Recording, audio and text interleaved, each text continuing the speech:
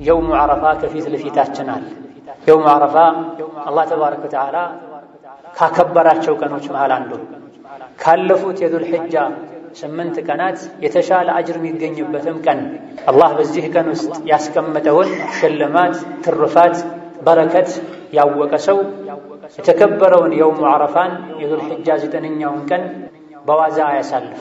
ባለፉት ቀናት በመገፈሉ በመዘንጋቱ ተጸጽቶ የዙል ሒጃ 9ኛውን ቀን አላህ ተባረከ ወተዓላ በሚወደው መልኩ ጥፋተኛ የሆነ ሰው ሊያሳየው በሚገባው አይነት ባህሪ ለማሳለፍ ሊወስን ሊነየት ይገባል።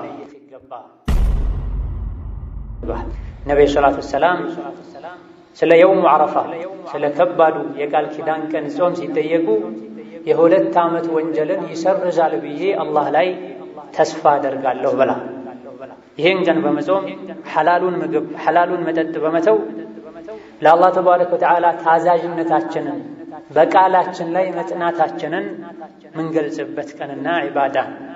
ሐጅ ላይ ያልሆነ ሰው በሙሉ አቅም ያለው የጾም መስፈርትን ያሟላ የዙል ሒጃ 9ኛውን ቀን ሊጾም ይገባል።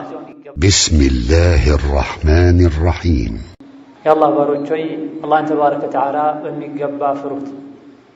የአላህ ፍርሃቻ ወደ አላህ ተባረከ ወተዓላ በሰላም የሚያደርሰን ስንቃችን፣ ወደ አላህ ተባረከ ወተዓላ የምንጓዝበት መንገድ ብርሃናችን፣ አኼራ ላይ ማንኛውም ሰው ክብር የሚያገኘው ከአኼራ ውርደት የሚድነው በአላህ ፍርሃቻ። አላህ ተባረከ ወተዓላ በረሕመቱ ሰዎች እንዳቅማቸው ወደ እሱ የሚቃረቡባቸው የተለያዩ አጋጣሚዎችን ፈጥሯል። የተለያዩ ምርጥ ቀኖችንም አስገኝቷል። ዓመት ውስጥ ያሉ የተለያዩ ወደ እሱ መቃረቢያ ምርጥ ቀናት አንዱ ከሌላኛው የሚለይበት ራሱን የቻለ ትሩፋት አለ። አላህ ተባረከ ወተዓላ ራሱ ላይ እዝነትን ወስኗል። አዛኝ ነኝ ብሏል። ረሕመቱም ሰፊ እንደሆነ አሳውቆናል። ከሰዎች ሁሉ እድለ ቢስ ማለት ይህ ሰፊው የአላህ ረሕመት አላስተናግድህም ብሎት ጀሃነም የገባ ሰው። ከሰዎች ሁሉ እድለኛ ማለት የአላህን ተባረከ ወተዓላ ረሕመት የሚያገኝበት መልካም ሥራ የሠራ ሰው። የአላህ ተባረከ ወተዓላ ረሕመት ምንም እንኳ ከሰማይና ከምድር የሰፋ ቢሆንም የሰው ልጆች ረሕመቱን መጠየቅ አለባቸው። ረሕመቱን መፈለግ አለባቸው። የረሕመት አጋጣሚዎችን ነቅተው መጠቀም አለባቸው። ዱንያን ፍለጋ ሌት ተቀን እንደሚለፉት ትርፍ የሚገኝበት ወቅት ጠብቀው ማለዳ ላይ ተነስተው እንደሚሰሩት አምሽተው እንደሚመለሱት በልጥ የአላህ ረሕመት ይገኝበታል የሚባል ወቅት ላይ ቦታ ላይ ሲሆኑ አብዝተው ሊለፉ ሊደክሙ የረሕመት በሮችን ሊያንኳኩ ይገባቸዋል። በሩም ተከፍቶ ያልገባ ከሱ ማንኳኳት የሚጠበቅበት ወቅት ላይም ያላንኳኳ የአላህ ረሕመት ርካሽ አይደለም። ረሕመቴ ከሁሉም ነገር ሰፍቷል፣ ለነዚያ በእኔ ለሚያምኑ የላኩትን መልእክተኛ ለሚከተሉ ዘካን ለሚሰጡ እኔን ለሚፈሩ ረሕመቴን አድላለሁ ብላ። የሰው ልጆች ትልቁ አለኝታቸው የአላህ ረሕመት። የአላህን ረሕመትም ለማግኘት ከረሕመቱ ተጠቃሚ ለመሆንም አላህ ሸርጥ አስቀምጧል። በሱ ማመን፣ እሱን መፍራት፣ ረሱልን ዓለይሂ ሰላቱ ወሰላም መከተል፣ ዘካን መስጠት፣ ነፍስን ከቆሻሻ ነገር ማጥራት፣ ገንዘብን ደግሞ ከምስኪኖች ሐቅ ከሰው ሐቅ ማጥራት። በየወቅቱ በየአጋጣሚው የረሕመት አጋጣሚዎች አሉ። የአላህን እዝነት የምናገኝባቸው ምህረቱን የምናገኝባቸው፣ ነገር ግን ኢኽላስ ላለው ሰው ዲኑን ለአላህ ላጠራ ሰው በንግግሩ በተግባሩ በእምነቱ እውነተኛ ለሆነ ሰው። አማ ሸቂይ የሆነ እድለ ቢስ የሆነ ለአላህ ረሕመት የሚገባውን ዋጋ የማይከፍል ረሕመቱ ምንም ሰፊ ቢሆን ድርሻ አይኖረም። ከጥቂት ቀናቶች በፊት ሰፊ የአላህ ረሕመት የሚገኝበትን የተከበረ የዙል ሒጃ 10 ቀንን ተቀብለናል። አሁንም እዛ ውስጥ ነው ያለን። በእነዚህ ቀናት ውስጥ የሚሰራ መልካም ሥራ ከመቼውም በላይ እጥፍ ድርብ አጅር የሚያስገኝ እንደሆነ ነቢዩ ዓለይሂ ሰላቱ ወሰላም ነግረውናል። ነገር ግን በጣም የሚያሳዝነው በየዓመቱ የዙል ሒጃ 10 ቀናቶችንም ይሁን ሌሎች የምህረት የረሕመት እጥፍ ድርብ አጅርና ምንዳ ቀናቶችን አላህ በሚወደው መልኩ ከኛ በሚጠበቀው ያክል መልካም ሥራ በመስራት አናሳልፋቸው ጥቂት አላህ ያዘነላቸው ባሮች ካልሆኑ በስተቀር። ስለነዚህ አይነት ቀናት ሲነገር ይድረሱ ብቻ ኢንሻአላህ ብለን እንየታለን፣ በውስጣችን እንዘጋጃለን። ቀናቱ ሲደርሱ ግን ኸይር ሥራ ላይ ከመበርታት ይልቅ በወሬ እናሳልፋቸዋለን። የእነዚህ ቀናት ትሩፋታቸው ደረጃቸው የተነገረው ሥራ ልንጨምር፣ ገፍላ ልንቀንስ፣ ከሌላ ጊዜ የተሻለ የበለጠ ሥራ ልንሰራ እንጂ ስለ ቀኑ ልንሰማ ስለ ቀናቱ ትሩፋት ልንሰማና ልናወራ ብቻ አለን። ምን አረገን ከዙል ሒጃ 1 እስከ ዛሬ 8 ብለን እያንዳንዳችን ራሳችን ብንጠይቅ የሚያኮራ መልስ የሚያገኘው ጥቂት አላህ የመረጠው አላህ ያገዘው ሰው 2-3 ቁርአን ማክተም የሚቻልበት ቀን ሰዓት አልፏል። የተለያዩ ኸይር ሥራዎችን መስራት የሚቻልባቸው የቀን የሌሊት ወርቃማ ሰዓታት አልፈዋል። ምንድን ያደረግነው? ብዙዎቻችን መመለስ ምንችለው 5 ወቅት ሶላት ሰግጃለሁ አያመቱን ሙሉ ምን ሰግደው። ነዓም ከምንም በላይ ወደ አላህ የሚያቃርብ መልካም ሥራ ቢኖር አላህ ዋጅብ ያደረገው ነገር፣ ዋጅቡንም በተመረጡ ቀንና ቦታዎች ላይ ጠንከር ብለን ስንሰራው የተሻለ አጅር እናገኝበታል። እነዚህ ቀናት እንኳ ብዙ መስጂዶች ላይ እንደሚታየው ከግማሽ በላይ የሆነው ሰው ሶፍ ኢማም ሲያሰላምት ተነስቶ ቀዳ ያወጣል። በእነዚህም ቀናት ፈጅር የማይመጣ ሰዋል ከፈርዱ አልፎ ሱና እንድንሰግድ፣ መስጂድ እንድናበዛ፣ ሰደቃ እንዳቅማችን እንድንሰጥ፣ ለዱዓ ለእስትግፋር ለዚክር ሰፊ ሰዓት እንድንሰጥ ነበር። የእነዚህን ቀናት ትሩፋት ከጂሃድ ሁሉ አስበልጠው የነገሩ ነብዩ ሰለላሁ ዐለይሂ ወሰለም አላህ ተባረከ ወተዓላ ሆኖም ረሕመቱ ሰፊ ነው። ከ1 እስከ 8 ባሉ ቀናት ያልተጠቀመ ሰው የውሙ ዓረፋ ከፊት ለፊታችን አለ። የውሙ ዓረፋ አላህ ተባረከ ወተዓላ ካከበራቸው ቀኖች መሃል አንዱ ካለፉት የዙል ሒጃ 8 ቀናት የተሻለ አጅር የሚገኝበትም ቀን አላህ በዚህ ቀን ውስጥ ያስቀመጠውን ሽልማት፣ ትሩፋት፣ በረከት ያወቀ ሰው የተከበረውን የውሙ ዓረፋን የዙል ሒጃ 9ኛውን ቀን በዋዛ አያሳልፍ። ባለፉት ቀናት በመገፈሉ በመዘንጋቱ ተጸጽቶ የዙል ሒጃ 9ኛውን ቀን አላህ ተባረከ ወተዓላ በሚወደው መልኩ ጥፋተኛ የሆነ ሰው ሊያሳየው በሚገባው አይነት ባህሪ ለማሳለፍ ሊወስን ሊነየት ይገባ። አላህ ተባረከ ወተዓላ ለባሮቹ እገዛውን የሚሰጠው ውስጣቸው ላይ ባለው ፍላጎትና ተነሳሽነት ቆራጥነት ልክ ነው።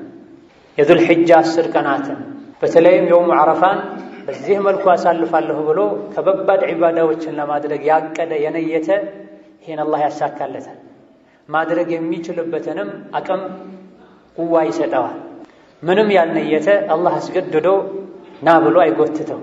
ስራዎች የሚሳኩት አጅራቸው የሚበላለጠው ተቀባይነትም የሚያገኙት ስራውን በሚሰራው ሰው ንያ መሰረት እቅድ መሰረት ነው። የውም ዓረፋ እንደሱ አላህ ተባረከ ወተዓላ ብዙ ሰዎችን ከጀሃነም ነፃ የሚያወጣበት ቀን የለም።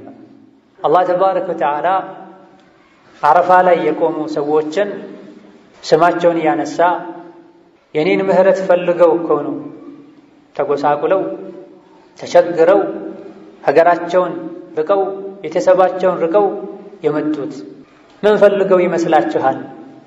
እናንተው መስክሩ ምሬያቸዋለሁ የሚልበት ቀን፣ ኢብሊስ ሸይጣን ከመቼውም በላይ የሚናደድበት የሚዋረድበት ቀን ነው።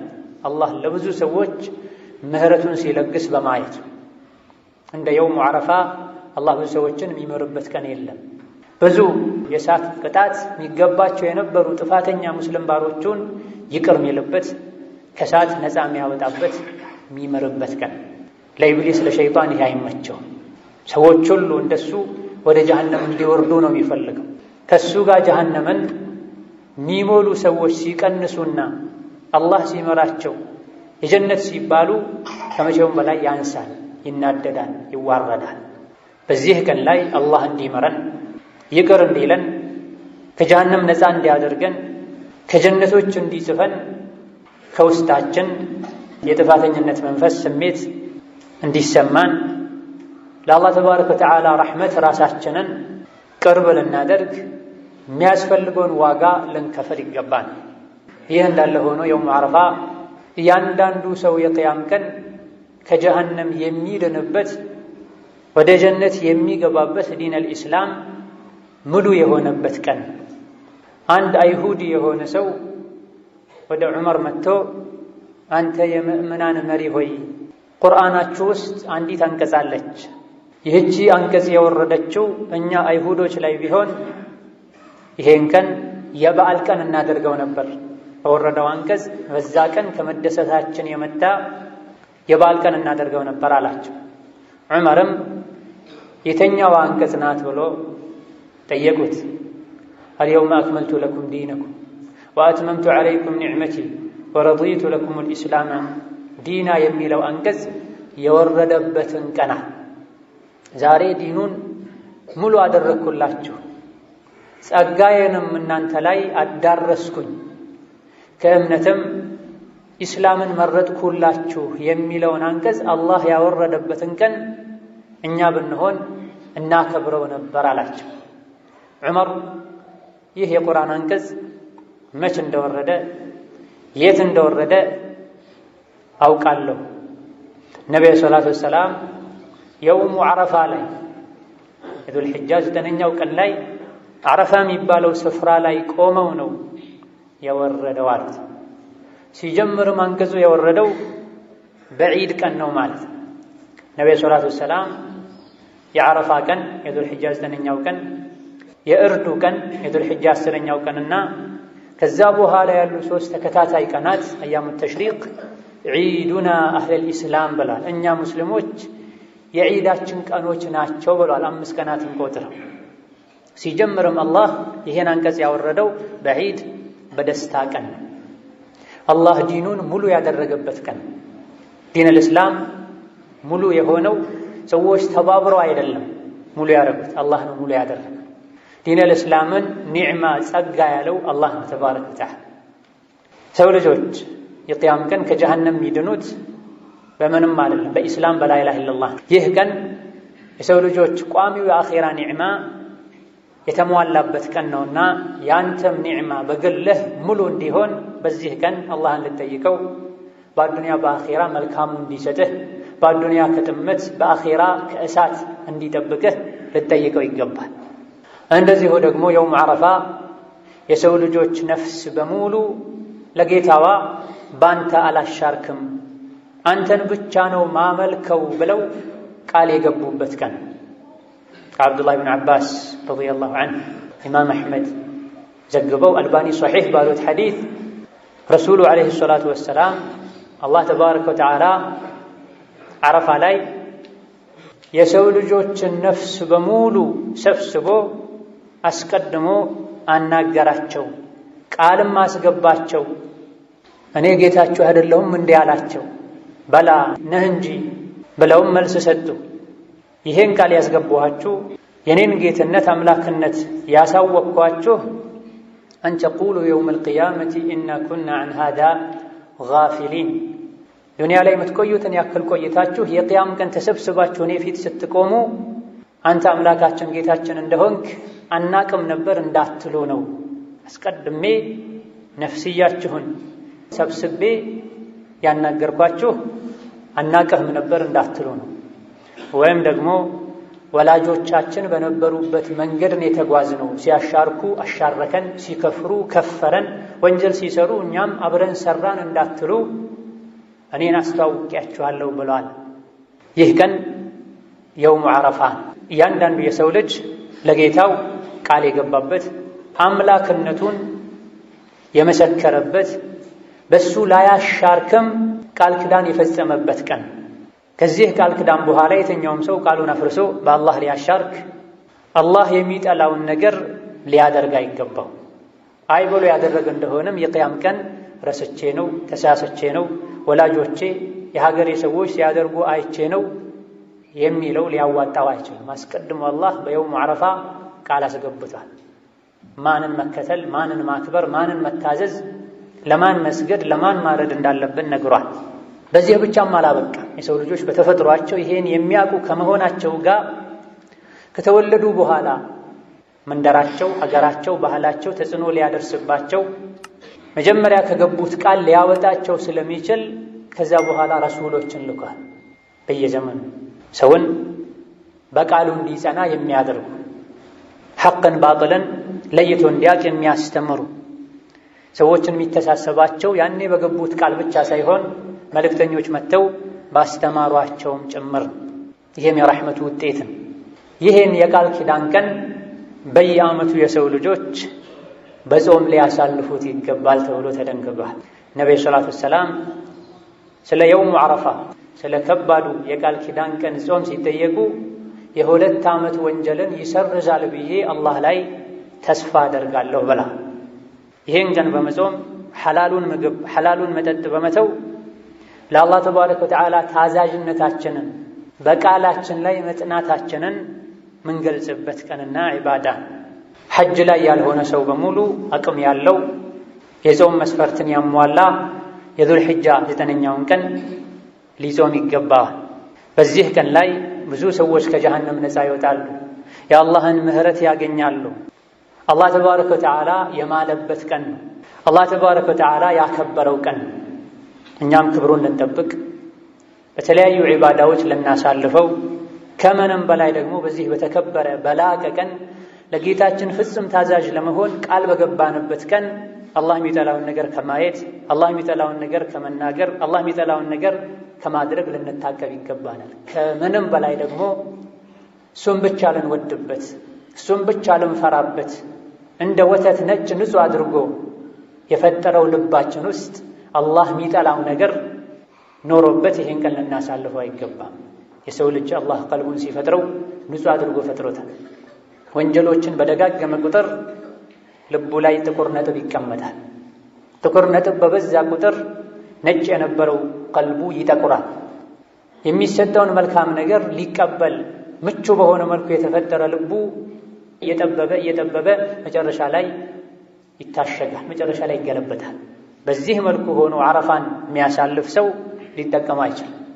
አላህ የሚያየው ከምንም በፊት ልብን፣ ከዛ በኋላ ከንጹሕ ልብ የመነጨን ሥራ አስቀድመን ቀልባችን ልናጠራ ያ ረብ ውስጤን አጥርቻለሁ፣ አንተም ሥራዬን አጥራልኝ፣ ያለፈውን የቆሸሸ መዝገቤን ሰርዝልኝ፣ አጥራልኝ ብለን ልንማጸነው ይገባናል።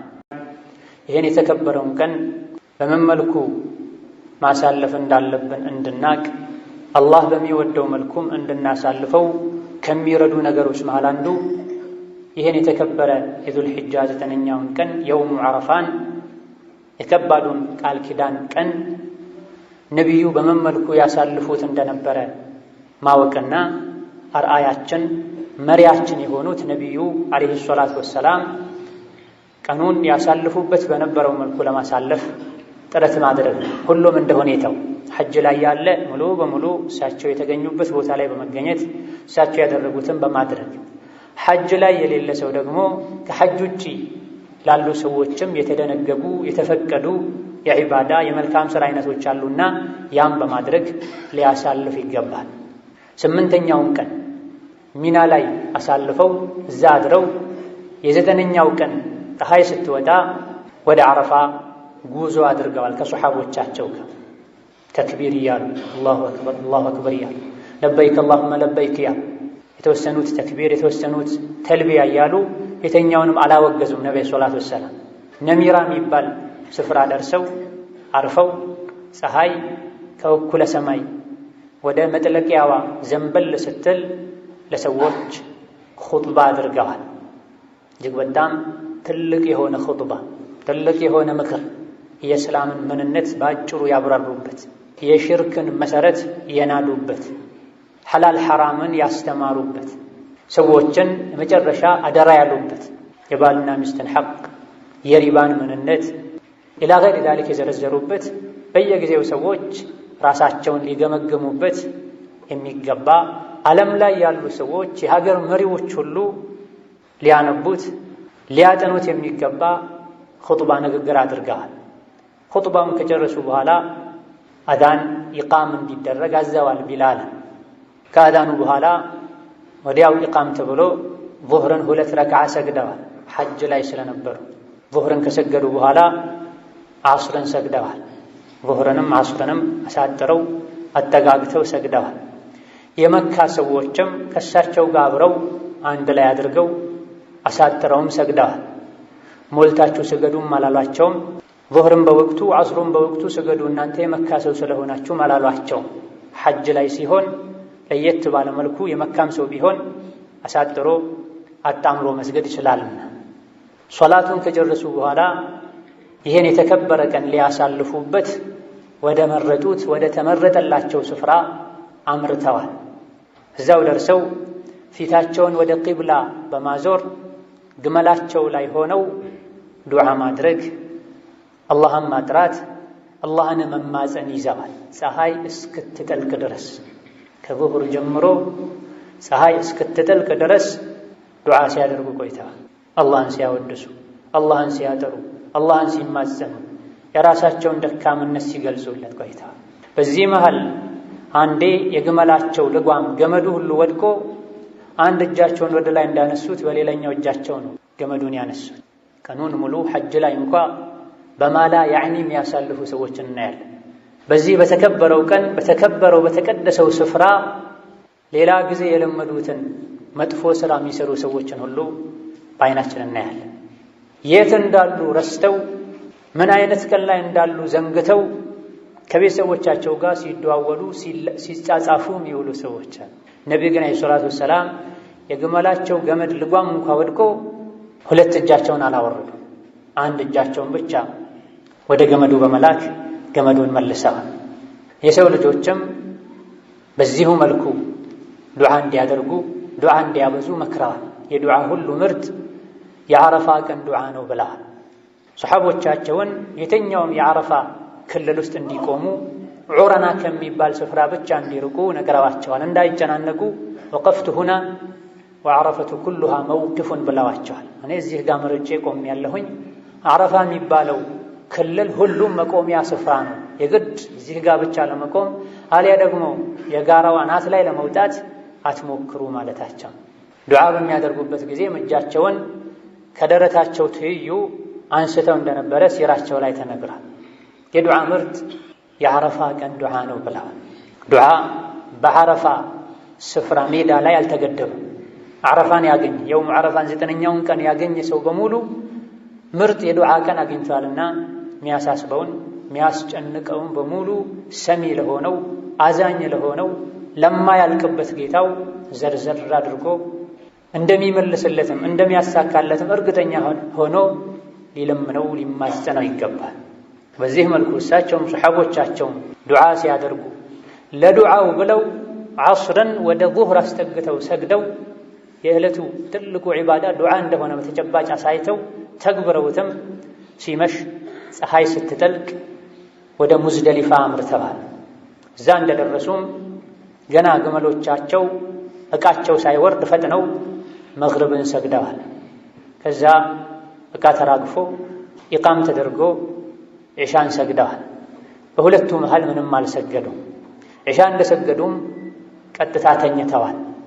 በርካታ ፉቃሃዎች አስተያየት መሰረት ወከዛሊከ አልሙሐዲሲን በዛ ቀን ላይ የዒድ ምሽት ዒባዳ ብለው ለየት ያለ ዒባዳ እንዳደረጉ አልተነገረም።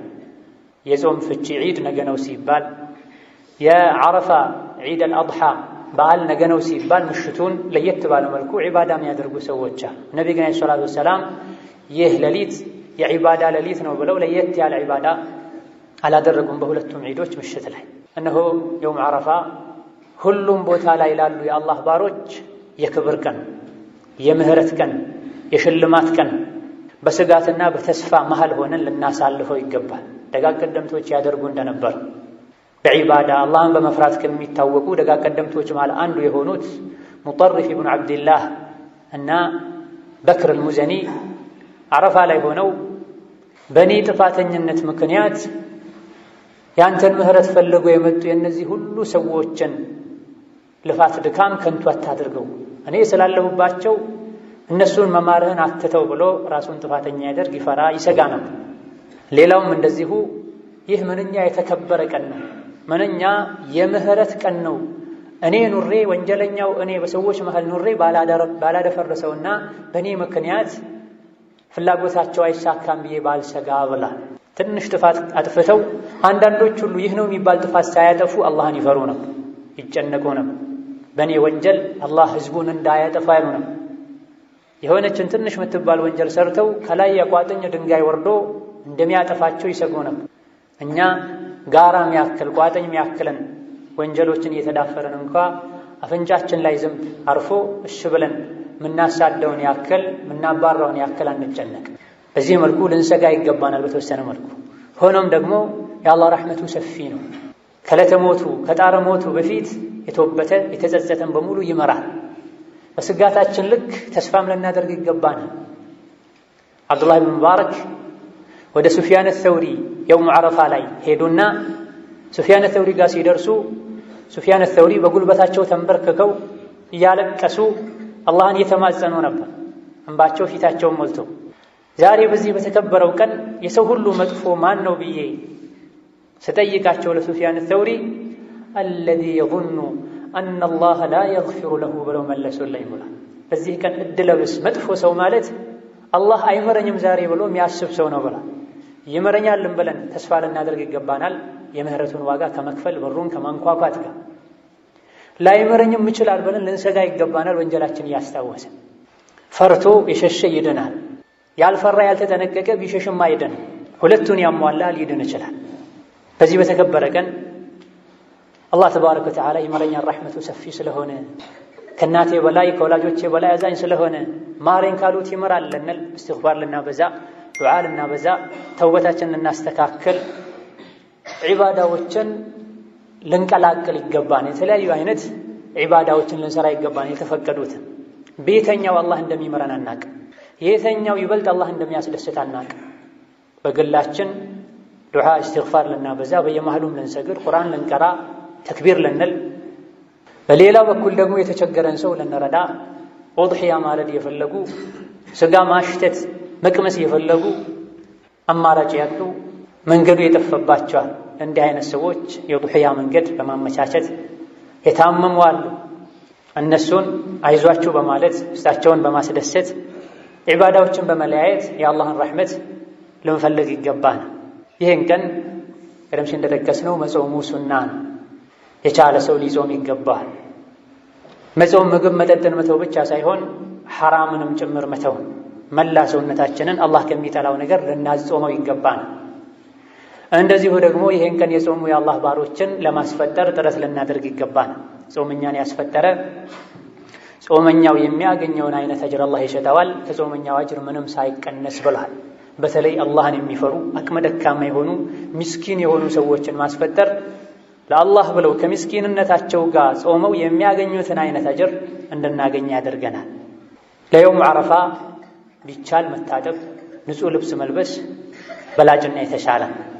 ከየውም ዓረፋ ቀጥሎ የተከበረው የዒድ ቀን። በዚህ የዒድ ቀን ከሚሰሩ ትልልቅ ስራዎች አንዱ እርድ ነው።